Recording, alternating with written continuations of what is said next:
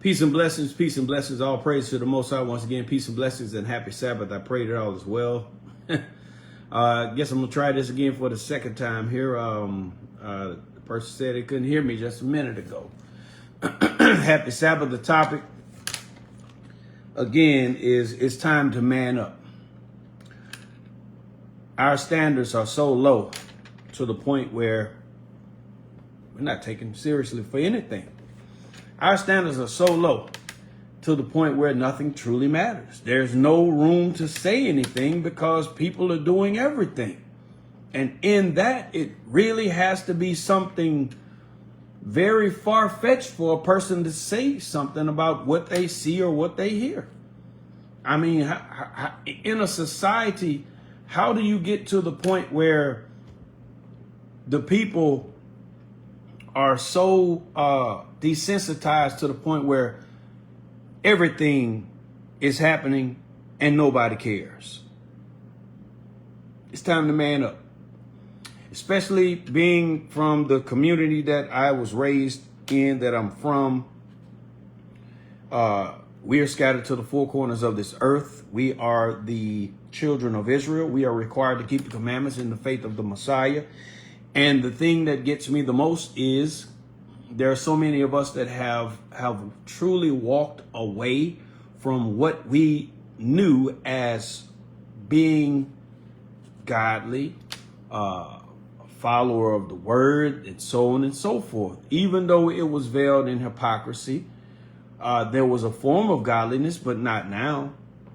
Now it's to the point where any and everything is to be expected and no one is supposed to say anything. We can't live that way.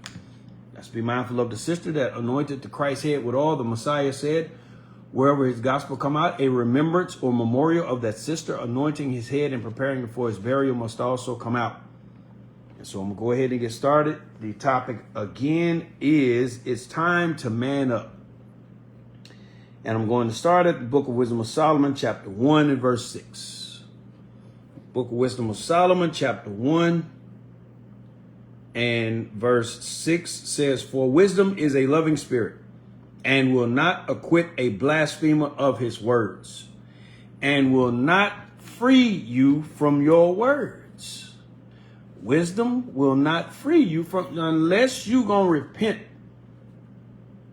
Unless you're going to do the right thing. The Bible say that, and I'm not talking about any and everybody praying for you or whatever the case may be, because the Bible itself says that the faithful prayer of a just man help out a whole lot. But if you're not that person, because you're not going to do what the book says, then hey, your prayer don't mean anything. But your actions, they going to show exactly what you are. The fruit, they show what kind of tree it is. The things that come from your face, they say what you are.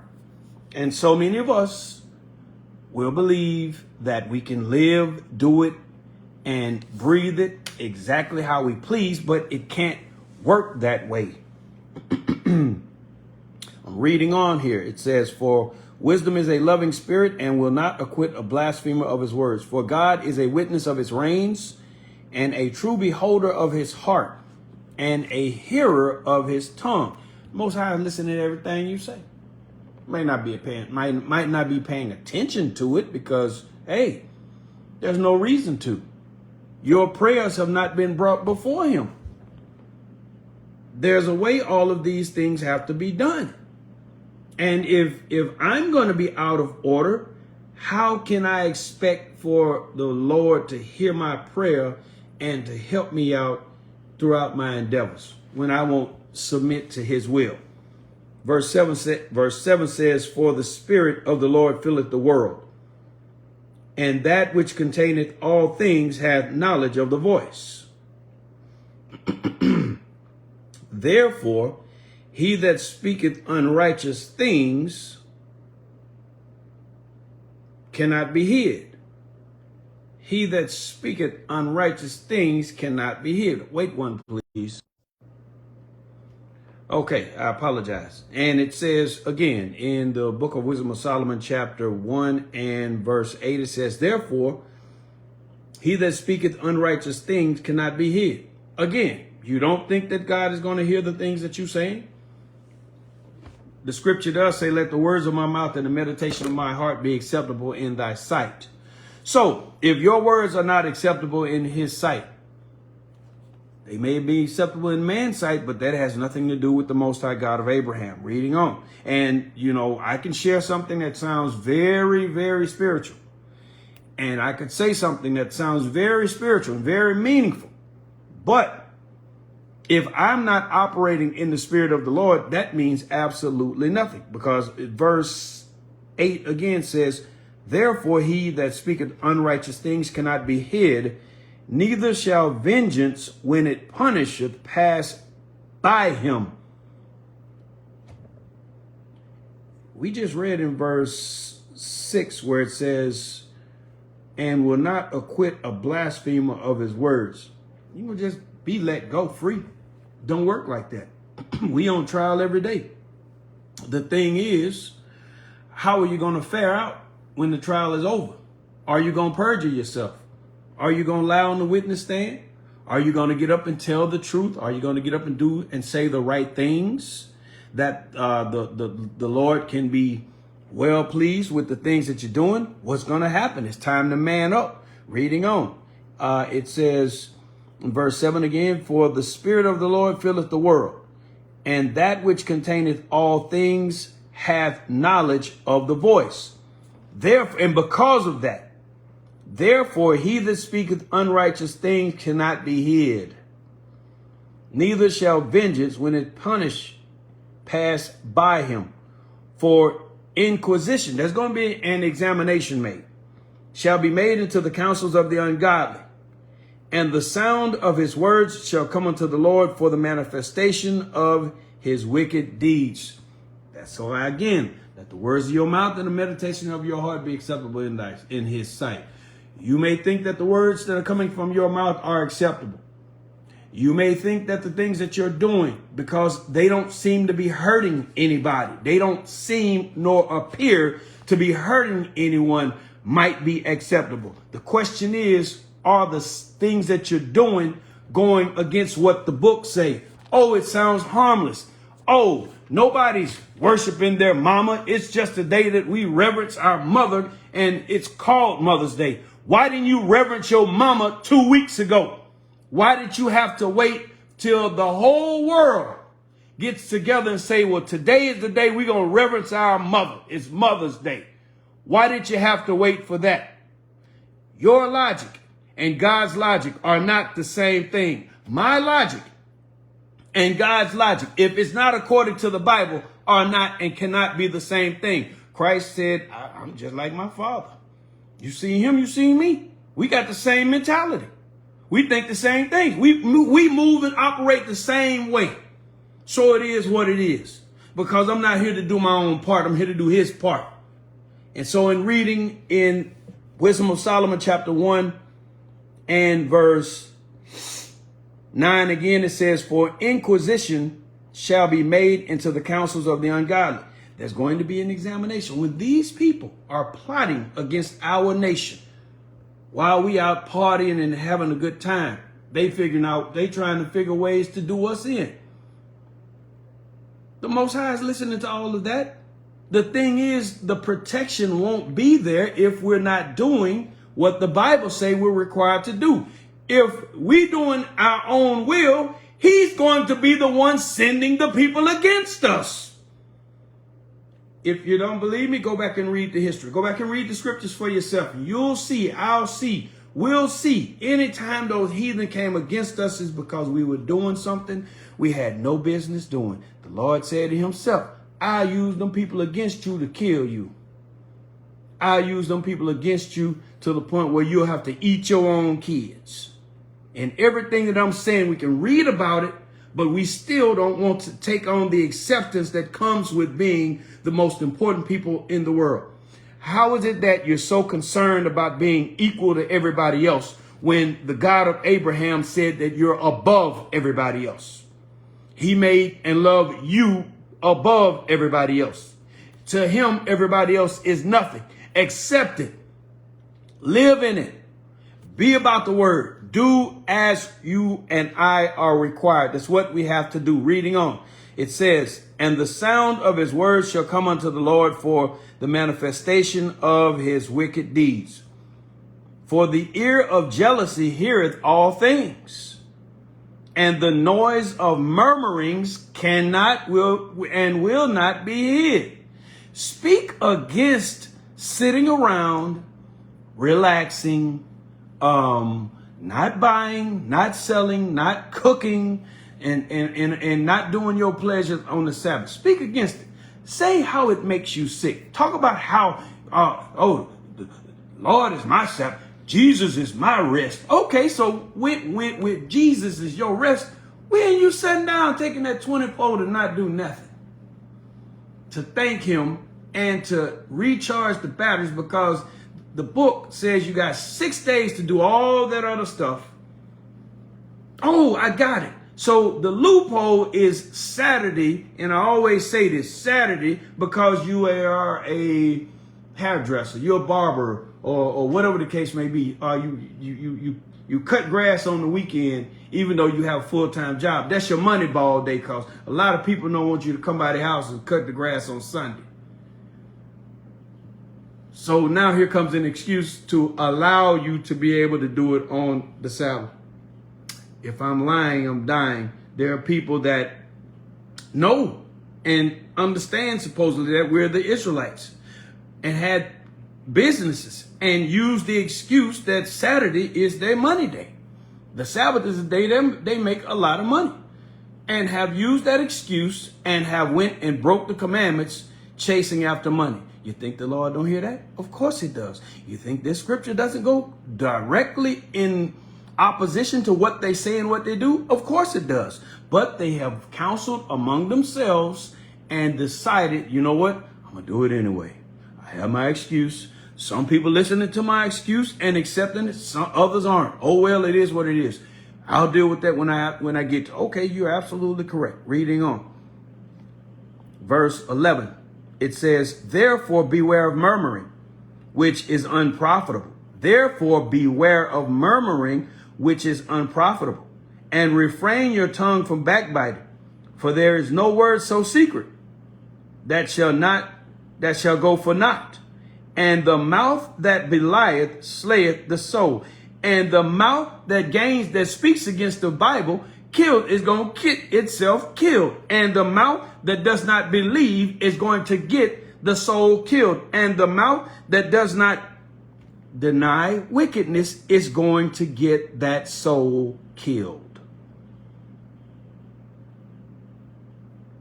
It says, seek not death in the error of your life, and pull not upon yourselves destruction with the works of your hands.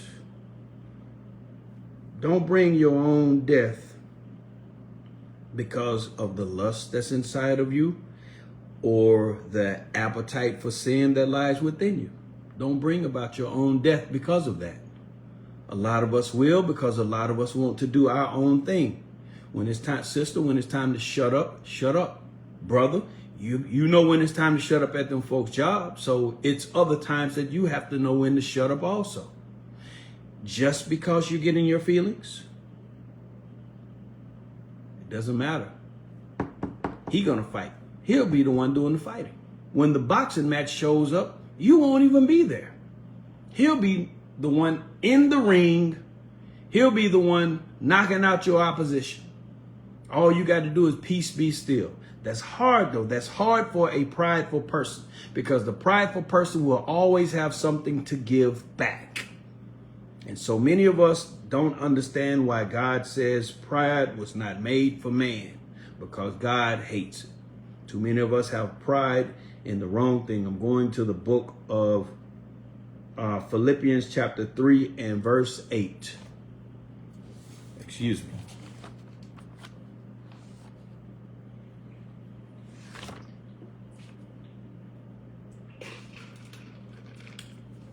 The book of Philippians chapter 3. I will take the top off of that. I need me trying to be cute about it. The book of Philippians chapter 3 and verse 8, it says, doubtless, yea, doubtless, and I count all things but loss. Paul said, I count everything else worthless. All the worldly accolades I had and have, all the popularity, all the running, and I don't have to say expressly what I mean when I say running. I did, and all of that. It's nothing to brag about.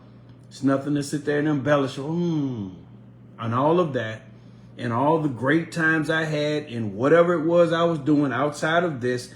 He said, I count it all worthless for the excellency of the knowledge of Christ Jesus my Lord, for whom I have suffered the loss of all things, and do count them but dung, that I may win Christ. I count all that stuff as obsolete. All of that stuff is as though it was nothing. It should never happen. It happened in a time and space in my life when I was ignorant. And so I'm glad that the Lord woke me up out of sleep and showed me my errors so that I can truly know what is important. That's all that is saying. I understand that there's a multitude of words that Paul obviously always usually use, but that is all that is saying. Out of everything that I've done, all the time that I've spent, and everything that goes along with all of that, I count it as nothing. I count it all as worthless. I count it all as dung. It meant nothing. But when it came to understanding God, when it came to following the commandments, when it came to getting the knowledge of the word, I got out of the way. I didn't pretend like, well, you know, we all know right and wrong. We do. If we all knew right and wrong, then we wouldn't need the book. If we all knew right and wrong, then there wouldn't be any need for a mediator. If we all knew right and wrong, there wouldn't be in this book what the definition of the wicked is and what the definition of the just is. There are both. One, what does the Bible say in Ecclesiasticus 30? Let me see. Yeah, bear with me. Ecclesiasticus 42. Which one I want to use? 24 says, all things are double one against another, and he hath made nothing imperfect. One thing establisheth the good of another. One thing establishes the other. So the good justify the bad, and bad justify the good.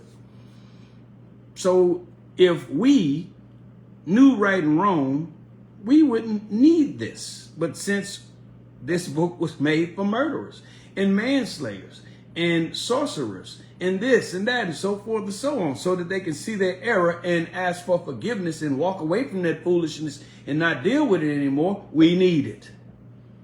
It's time to man up. It's time to woman up. It's time to quit playing. We all have children. We all have had children. Now some of us have grandchildren even, and great-grandchildren. It's time to understand and respect that just because we grew up doing some things and certain things, that doesn't mean that they were correct. So I'm going to the book of Luke, chapter 14 and verse 31.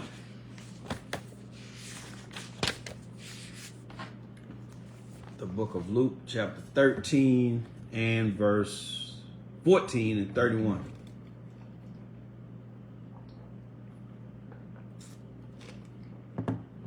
It says, or what king going to make war against another king sitteth not down first and counseleth whether he be able with 10,000 to meet him that cometh against him with 20,000. See, the war that you and I have is within ourselves. Don't worry about this talking about one king against another. What we're going to get from this is the king inside of you, the king that wants to do the right thing. Then you have the king on the other side that want to do what it pleases to do without the medicine right here. Once the war starts, you'll have to be able to sit down before the war starts. You have to be able to sit down and ask yourself, am I going to be able to overcome myself? Because if I'm going to do the right thing, it's only through the scriptures and the commandments.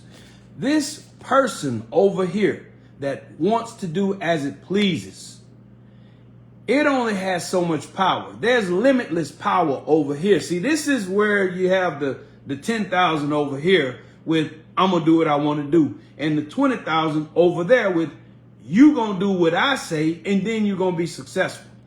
So while you are sitting here contemplating in your wicked life, will you have the power to be able to overcome the goodness that would come with you and to you because of your changes that you make in your life? Will you be able to overcome that with a good job, helping people, being nice to people, treating people the way the world say is good, according to the standards that are set in the world? Remember, the world will say that people were treated kindly and humanely after it just destroyed them.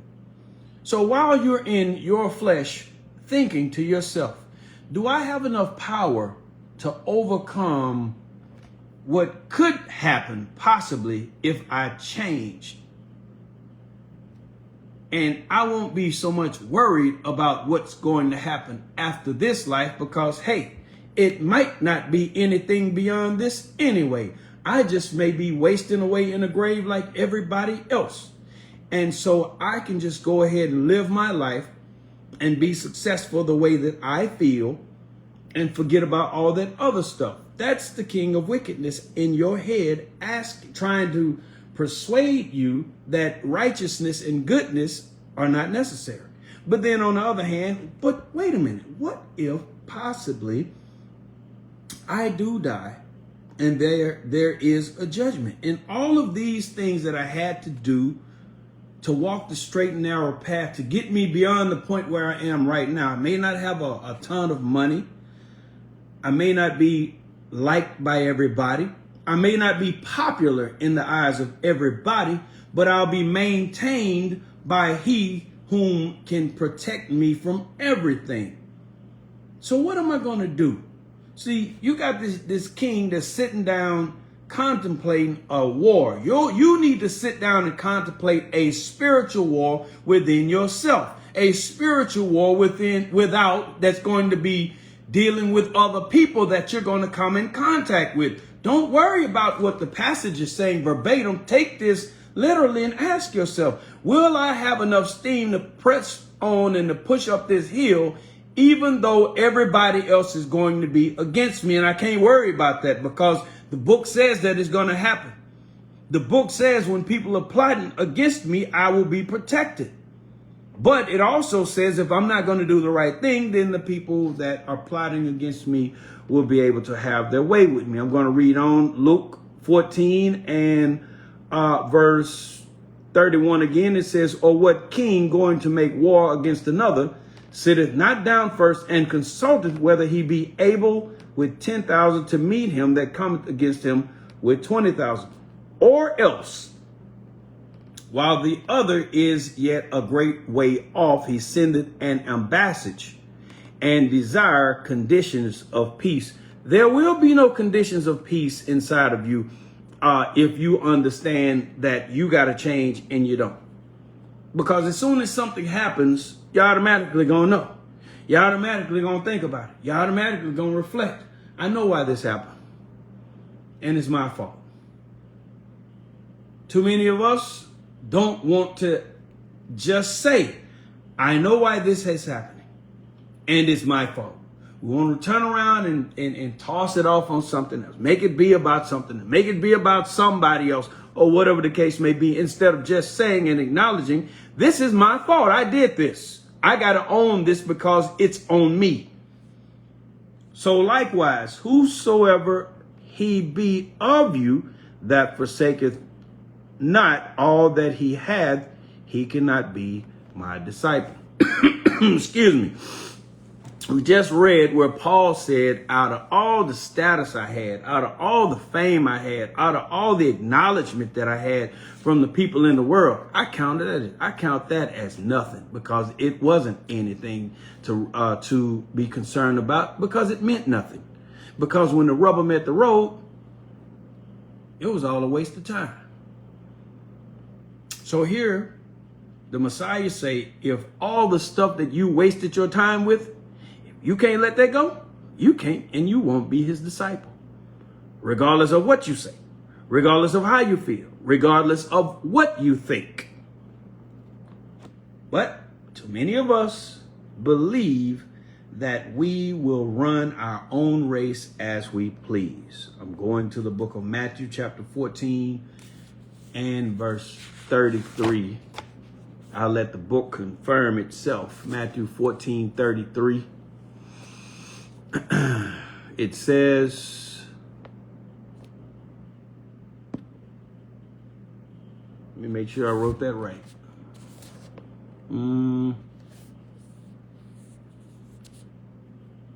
I did not write that right. I did not write that right. Let's see.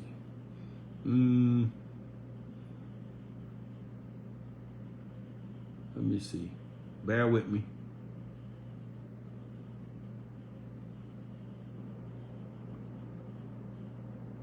And then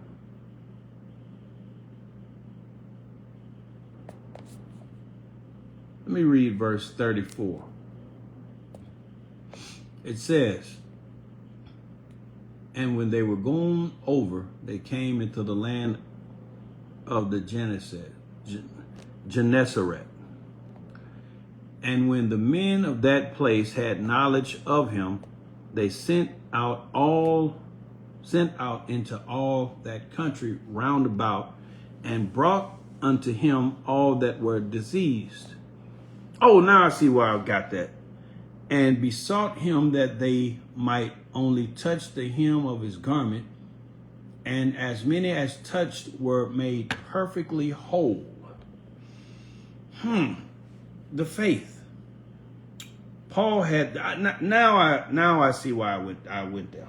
Paul had the faith to know and understand that all the accolades he had, and all the worldly possessions and the respect that he had meant absolutely nothing, because while he had that, he did not have what he truly needed for success in life. The scriptures is the only thing that's going to bring us truly success in life.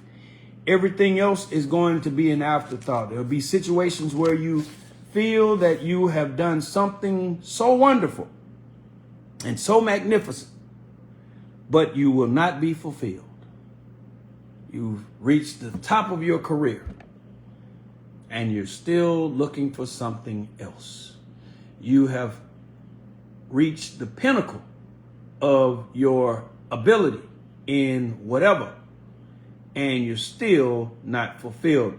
Look at all of them. If I'm lying, look at all of them people that's on the carpet that wind up destroying themselves with whatever. Robin Williams had over $200 million in the black, and he still committed suicide. Was not fulfilled. All that money. And people like me that don't have any money, I just said, man, if I had just a tenth of that, I'd be just fine. But that person had all of that and was not fulfilled. It's time for us to man up. It's time for us to get about the Most High's business. It's time for us to stop playing games. Too many of us want to play games. I'm going to the book of Ecclesiasticus, chapter 27 and verse 1. The book of Ecclesiasticus 27 and verse 1.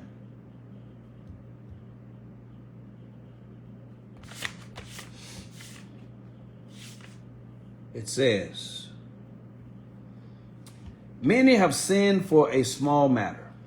It didn't take much for some people to walk away from the scriptures. It didn't take much for some people to lie. It didn't take much for some people to cheat other people out of something. It didn't take much for somebody to not like you.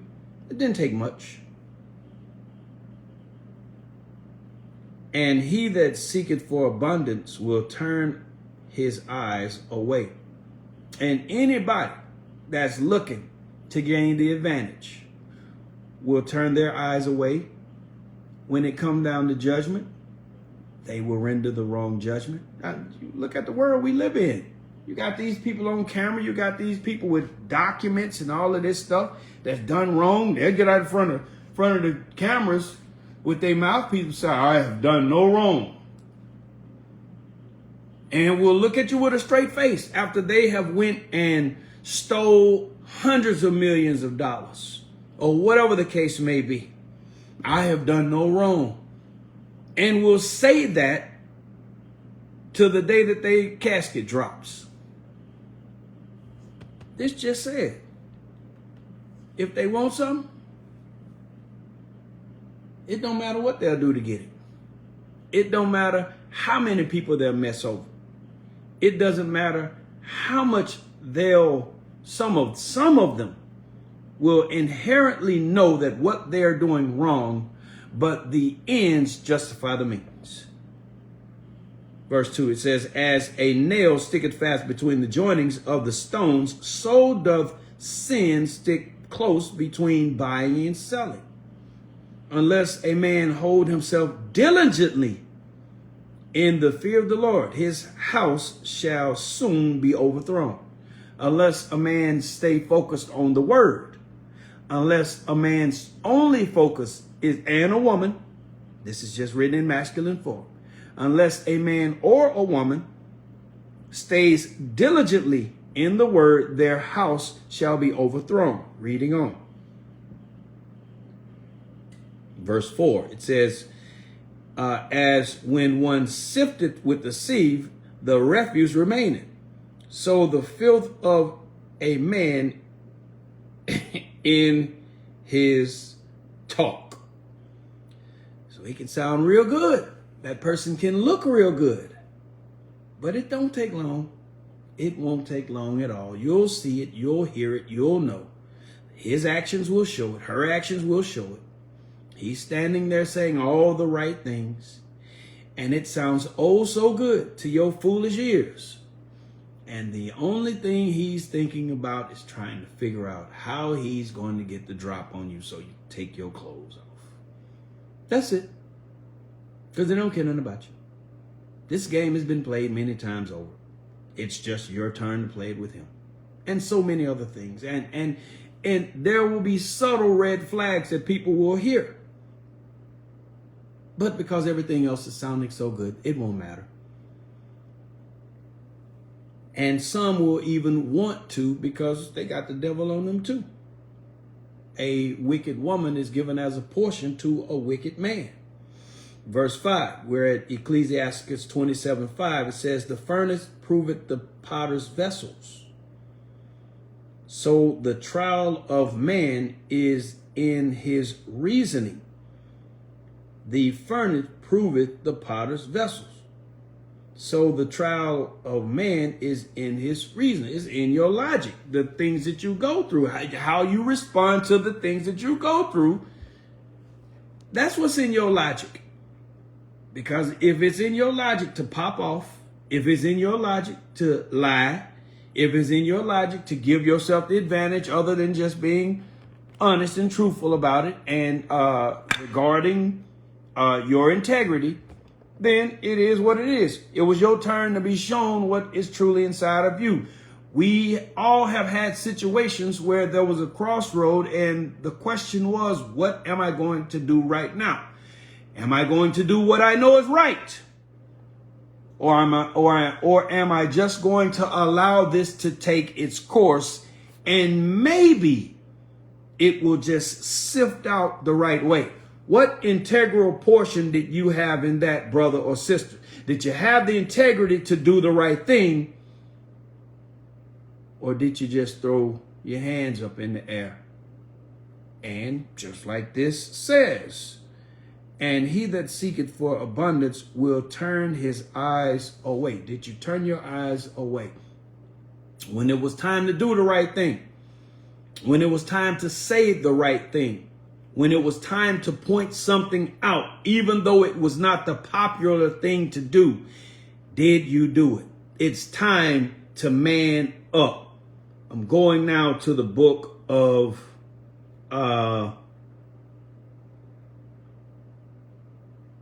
Peter 4 and 12. 1 Peter 4 and 12. I think I'm going to save some of this for the Wednesday class, Lord's willing.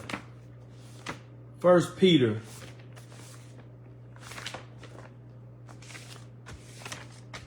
4 and verse 12. We just read about that trial in the furnace. It says, Beloved, think it not strange concerning the fiery trial which is to try you. Don't you think it's something strange about you having to go through something? As though some strange thing happened unto you? Like it's something that ain't never happened to nobody else? You think it's a strange thing that you're going to have to go through something? You think it's a strange thing that the Most High have put you in this situation for you to sit down and truly now contemplate what's going on? Do you think it's a strange thing that you thought because you had never been tested before that you had it all figured out? But now when the trial came and the truth came out from it, what you gonna do? You failed. Are you going to accept it and do better next time? Are you going to accept it? Or you passed? Are you going to thank the Most High and continue to grow and build on the foundation that is being established? What are you going to do is the question. I'm going to go to the book of Jeremiah chapter 45, and I'm going to read verses 1 through 5, and I'm going to shut it down right there. Yeah, I want to save some of this for Wednesday. Jeremiah 45, 1.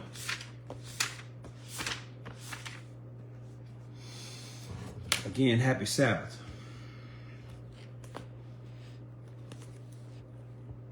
The book of Jeremiah chapter 45, and this is the Most High's message to Baruch. We read we read about Baruch. Let's see here. In the Apocrypha, whoa, he got a book in there. He got a book in there. Let's read what the Most High said about or to Baruch. It says, the word that Jeremiah the prophet spake unto Baruch, the son of Neriah, when he had written these words in a book at the mouth of Jeremiah in the 4th year of Jehoiakim, the son of Josiah, king of Judah, saying, Thus saith the Lord, the God of Israel, unto thee, O Baruch. Baruch got beside himself because Baruch was second guessing stuff. Baruch the scribe of all things. Here this scribe is playing on his feelings. Let's see what the Lord had to say about that. Remember the topic. It's time to man up. It says, thou didst say, woe is me now, for the Lord hath added grief to my sorrow. I fainted in my sighing, and I find no rest. Oh, Lord, it's problems on every side. What am I going to do? Oh, Lord. Remember this Baruch saying this, and this is Jeremiah giving the word to him that came from the Lord. Thus shalt thou say unto him, the Lord said thus, that which I have built, I'll break down. I'm going to do what I want to do. And that which I have planted, I will pluck up. Even this whole land. The Lord said, look, I'm going to do what I want to. And seekest thou great things for thyself? And you looking for something special for yourself? Seek them not. Don't look for anything special for yourself. You're going to go through the same thing with everybody else. People are not going to want to call you if you decide to call yourself something other than what they know you by.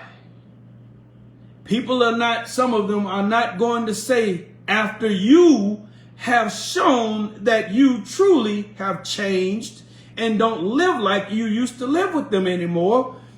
Some of them are still going to be compelled to just cuss and don't say, oh, my bad, excuse my French. Because used to, me and somebody was talking about it, used to, when you had somebody that had like some respect about themselves that you thought was like a person that went to church or whatever the case may be. This is many years ago because that doesn't mean anything now. Used to, if you seen somebody like that and you said, oh, my bad, man, my bad. That's used to. Nowadays, it's not so much like that. And so just because you have made changes and strides and everything that goes along with that, that doesn't necessarily mean that the people in the world that don't agree with everything that you're doing, they agree with it for you. Oh, yeah, bro, that's something good you're doing right there. Yeah, that's admirable right there.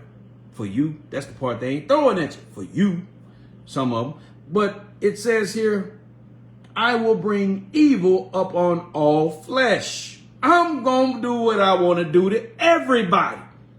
That includes you too, Baruch. Saith the Lord. But thy life will I give unto thee for a prey in all places, whether thou goest. Just be glad I'm going to let you keep your life.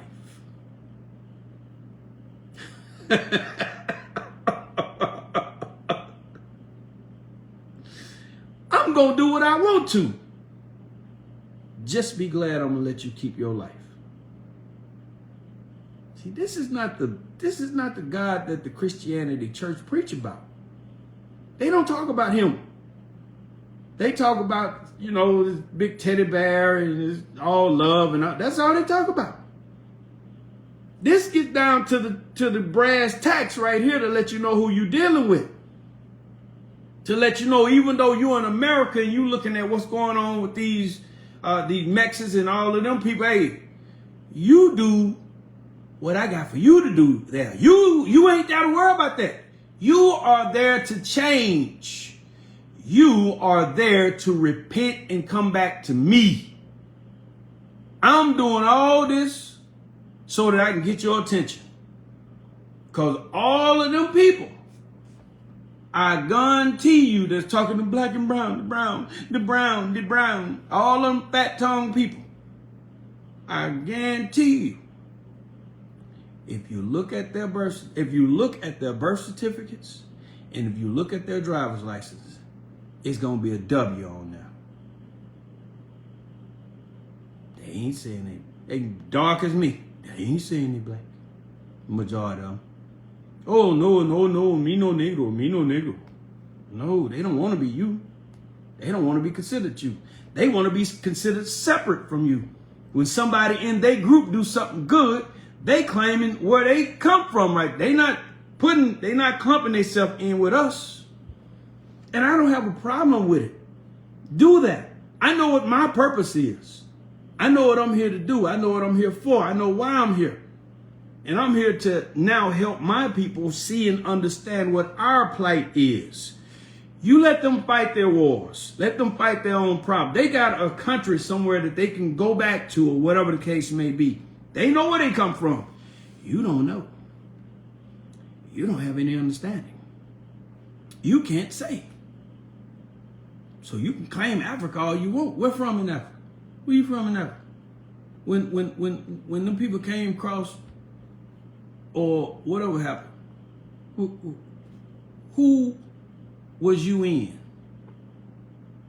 What the man name that you was swimming around in? I'm asking. Because you come from somewhere. Where you come from? Oh, you don't know? And some of these people can take you all the way back to the potato farming island and all of this and all, and they tell you what their pappy name was and all of that. And you don't even know who your dad is. You don't even know who your granddad is.